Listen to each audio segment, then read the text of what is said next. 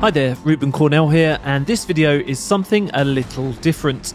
Native Instruments and Heavyocity are currently running a contest over on Metapop, where to win you have to make the heaviest score possible to accompany footage from Heavyocity's Damage 2 trailer.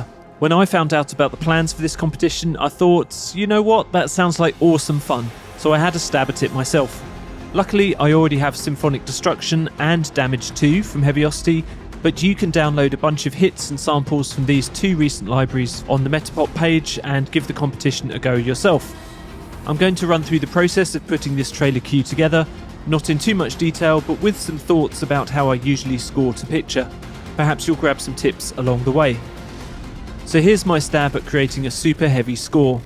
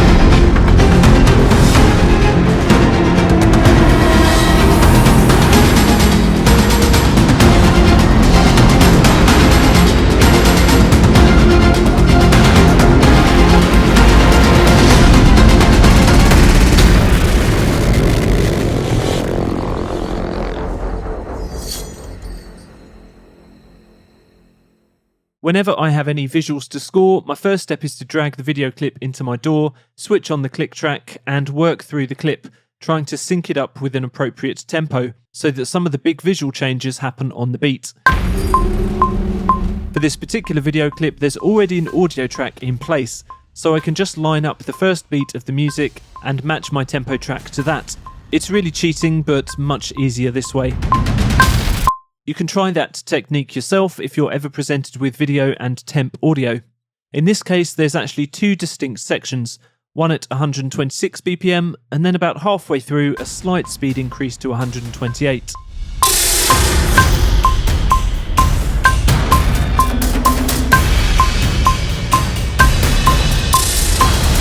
Quite often I'll also use markers in my DAW to indicate important changes in the visuals and corresponding places where I want to adjust the music. But since the video is only about a minute long, I didn't do that this time around. I just eyeballed the cuts and changes as I went along. Before I get into the specific tracks, let's have a look at the structure of the piece. There's a little logo sting right at the beginning. Then a building bass line with whooshes, hits and effects. Some small percussion loops. Things calm down a bit here.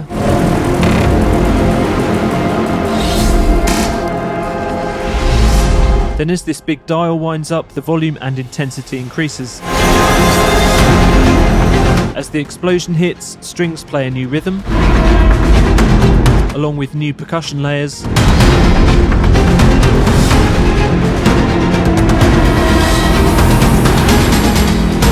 Heavier percussion loops. Complexity and volume builds until the logo reveal.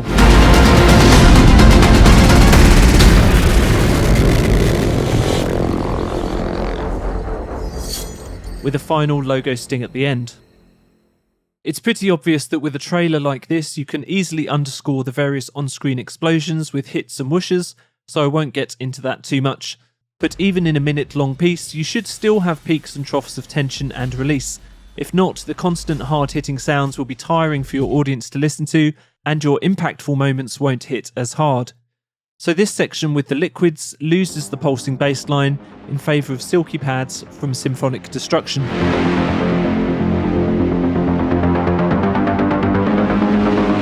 The volume and dynamic intensity of some tracks are actually dialed down slowly during this section, so that they can be ramped up again quickly to intensify the zoom into the dial.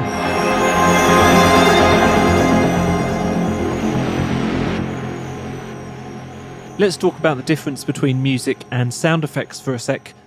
If you're scoring for a movie or TV, there's usually no way you'll be asked to include sound effects in the music, as they'll normally be added in afterwards. However, with a trailer like this, I'm really trying to blur the line between music and sound design, and although the various effects follow the structure and motifs of the music, they're still specifically highlighting certain points in the action.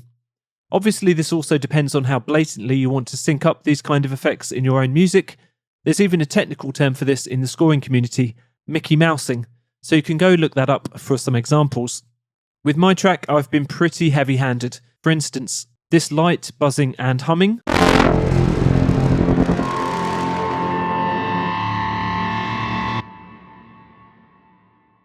the glass smashing impact, stuttering percussion to match the glitched visuals, metallic percussion to accompany the pistons,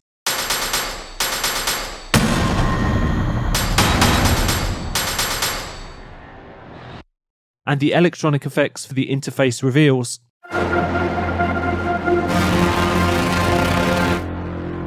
As you've heard, this track is heavy with lots of stuff going on. Impacts, pulses, whooshes and rhythms. Let's have a quick look at some of the individual tracks and instruments. With material like this, I like to think of scoring it in 3 tonal layers, high, mid and low, so that even in all this madness there's still some separation in the parts. Handily, many of the patches in Damage 2 are also specifically set up this way, with high, mid and low stems for the loops, and indicators of the instruments which cover specific frequency ranges.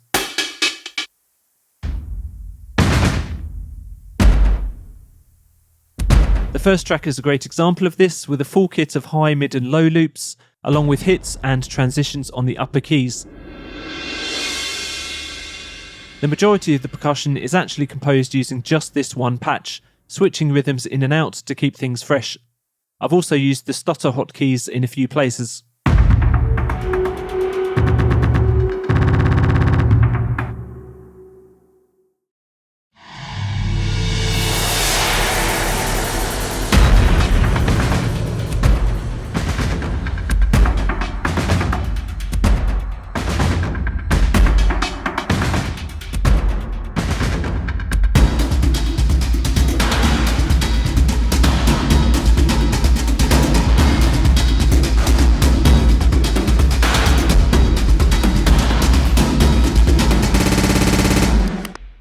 Both the first and second editions of Damage are famed for their loops, but there's also loads of performance patches, and these incorporate a virtual soundstage to place the individual hits.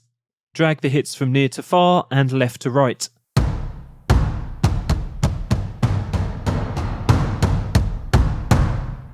With these plastic tub hits, I've mixed different hits to different positions and played them together for a wide sound.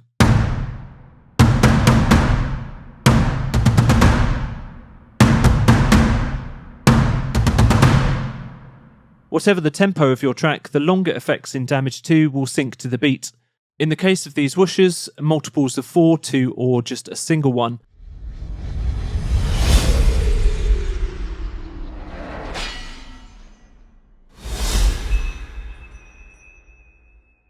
So just quantize your MIDI and the sounds will trigger at the correct time.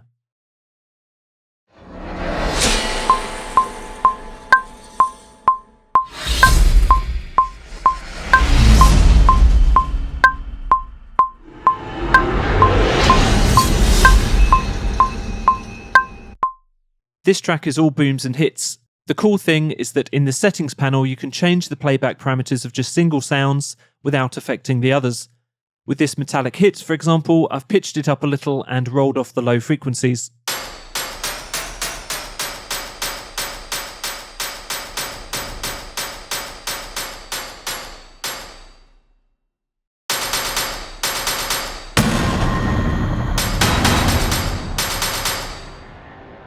Symphonic Destruction is Heavyocity's awesome mutated orchestral suite. They've basically applied the same concept behind Damage to orchestral recordings, resulting in heavy pulses, brams, strangled strings, and much more.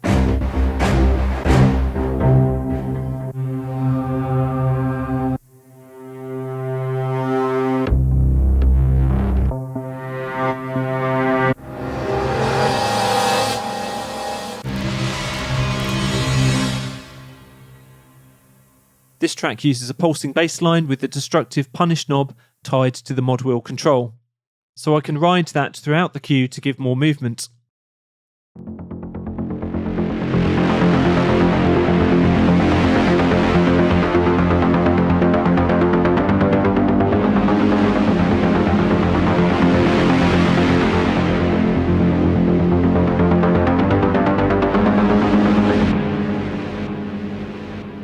It's not all deep and dirty. This track transforms orchestral clusters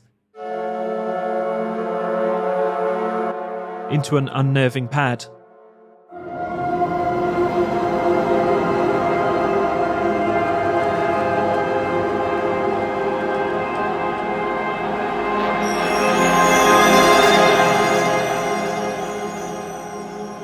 Just like Damage 2, there are lots of multi-use patches with multiple sounds mapped across the keyboard.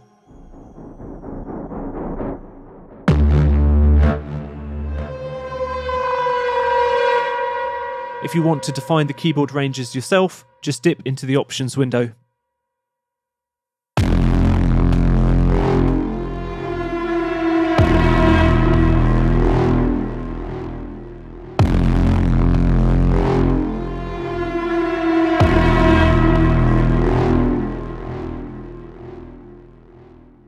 The various Brahm designer patches contain tonal Brahms in many flavours. Use the designer menu to mix and match your own.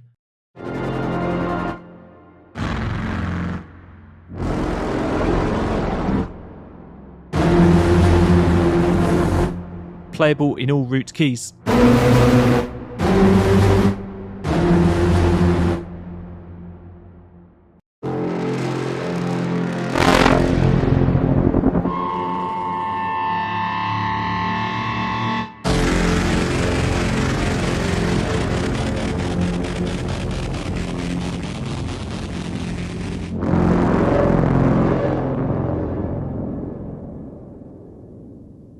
This final track is actually a real departure for Symphonic Destruction, relatively normal sounding strings. There are plenty of authentic string loops in the presets, albeit played pretty aggressively and with some mixed with other instruments.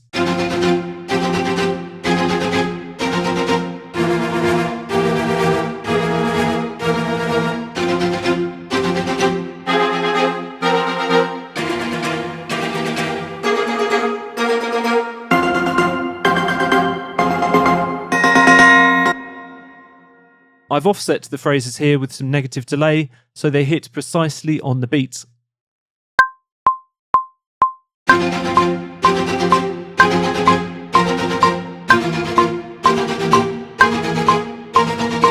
So that's my intense track, vying for the title of heaviest score. I'm pretty sure I'm not eligible for the competition, but if you reckon you can make something bigger and better, do give it a try, enter the competition and blow us away. Thanks for watching.